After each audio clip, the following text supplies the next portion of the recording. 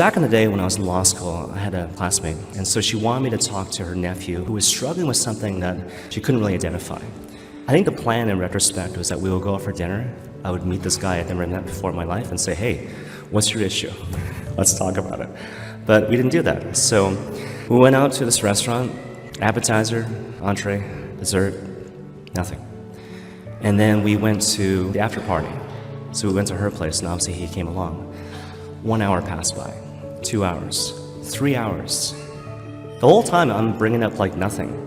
We're just making small talk. At the end of the 3 hours, finally, he starts talking. He started talking about his fears and his shame, his weaknesses, his apprehensions, his issues, and his hopes and his dreams, the whole 9 yards, right? And we had this really wonderful discussion in terms of how to move forward in light of his particular situation. But here's the thing. We needed all that time. We needed all that time. Even at the end of the 3-hour after party, if he wasn't ready to talk, I wasn't going to force the issue. We would meet again. It's very important to recognize that.